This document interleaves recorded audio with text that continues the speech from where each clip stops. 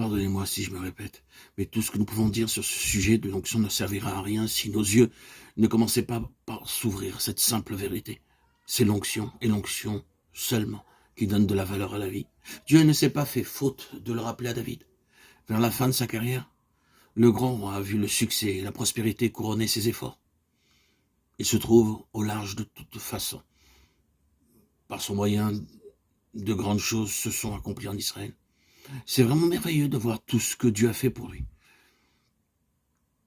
Or, à cette heure où, humainement parlant, il aurait lieu d'être fier de ces longues années qui l'ont couvert de gloire, il s'entend rappeler à la réalité des choses par un prophète que le Seigneur lui envoie et qui lui dit de sa part « Je t'ai pris au pâturage, terre les brebis, pour que tu fusses chef sur mon peuple, sur Israël. » Par ces simples mots, il rappelle son humble origine et lui fait remarquer que s'il est maintenant au fait des honneurs et de la gloire, c'est parce qu'un jour, alors que personne ne se souciait de lui, Dieu est allé le chercher dans son abaissement et l'a retiré lui-même de son obscurité.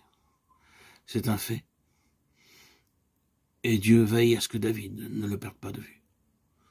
Tout ce qui lui est arrivé, tout ce qui a contribué à faire de lui le plus grand roi qui soit jamais assis ou qui s'assiera jamais sur le trône d'Israël, à l'exception du Seigneur Jésus, c'est à l'onction que David le doit, et non pas ce qu'il pouvait être en lui-même. C'est l'onction seule qui donne de la valeur à la vie. L'apôtre Paul, pour passer dans le Nouveau Testament, ne fait aucune difficulté pour admettre que tout le secret de sa vie est là, alors que sur le plan naturel, il pouvait fort légitimement prétendre à une certaine considération et mettre en avant ses capacités personnelles. Et nous savons tout le parti qu'une certaine théologie a su tirer des ressources naturelles de l'apôtre Paul.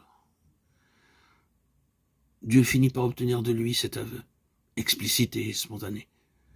S'il y a quelque chose dans sa vie ou dans son ministère qui ait du prix aux yeux de Dieu et qu'il puisse servir à son plan éternel, c'est à l'onction qu'il le doit. Ce n'est pas à ses capacités propres. Si nous prenons tant de peine pour souligner la chose, c'est parce que le plan divin ne peut se réaliser que dans la mesure où nous nous laissons constamment ramener à ce grand zéro, le zéro de Dieu. Il y a deux choses qui suivent l'onction de très près pour qui on discerne la portée et en apprécie la valeur. La première, c'est que l'enfer s'en émeut et réagit immédiatement. À la lumière de ce que nous avons dit du témoignage de Jésus, il n'y a rien là qui doive nous étonner. Et même, on se représente mal qu'il puisse en être autrement. En effet, si dans cet univers le Seigneur Jésus a un rival, si ce rival a manifesté dès avant la fondation du monde la ténébreuse ambition d'usurper la place que Dieu avait réservée à son Fils de toute éternité, s'il a porté un regard d'envie sur le trône préparé pour le roi des rois et le Seigneur des seigneurs, et si d'autre part l'onction est en rapport avec le plan de Dieu concernant son Fils, un conflit doit fatalement s'en suivre. Immédiatement, le rival va manifester son antagonisme sur le terrain pratique. Recevoir l'onction en se rendant compte de ce qu'elle est, il n'en faut pas davantage pour provoquer l'enfer. Il est facile de vérifier la chose dans le domaine de l'expérience.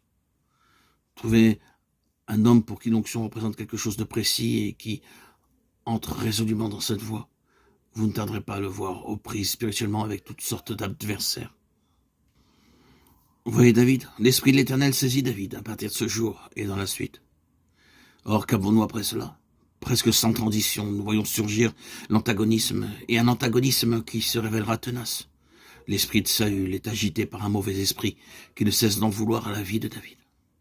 J'espère que le passage qui mentionne un mauvais esprit venant de l'Éternel ne vous arrête pas. Il n'y a rien dans l'univers entier qui échappe à la souveraineté de Dieu. Pas plus le diable lui-même que les démons et tout le reste. Il ne s'ensuit pas que ces mauvais esprits soient vis-à-vis de Dieu dans des rapports de collaboration bienveillante, intelligente ou même consciente. Cela veut simplement dire que Dieu, dans sa souveraineté, sait faire concourir leur activité à ses propres fins.